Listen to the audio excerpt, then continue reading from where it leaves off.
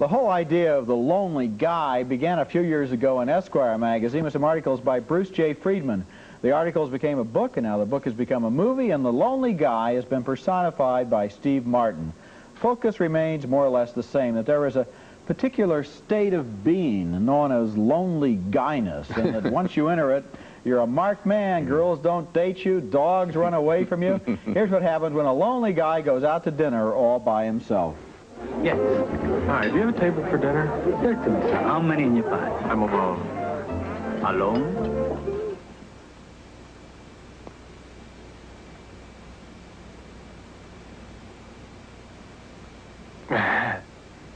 Follow me, sir. This way, sir.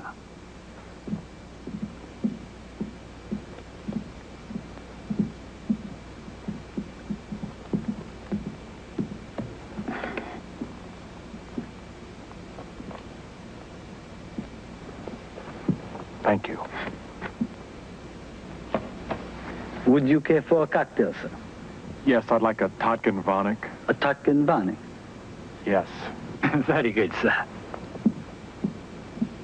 Oh, and Captain, could you turn out the spotlight, please? Certainly.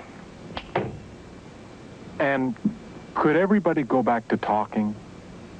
Certainly.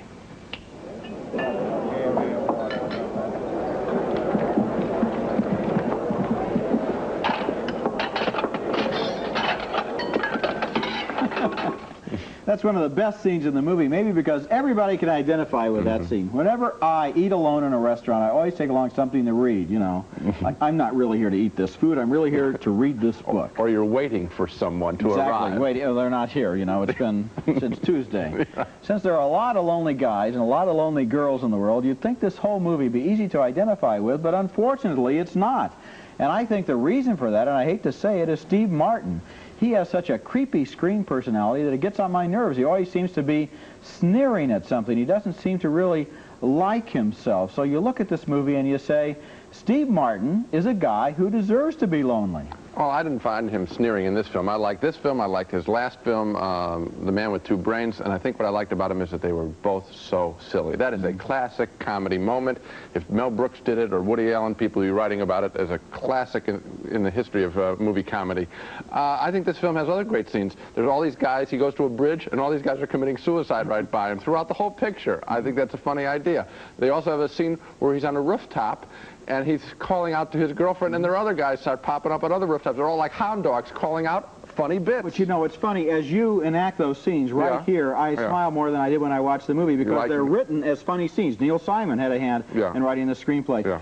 After having seen all of Steve Martin's movies, I've eventually gotten to the point where I've got to admit something that I don't feel about any other actor, and I've got to be honest with you, I don't like him.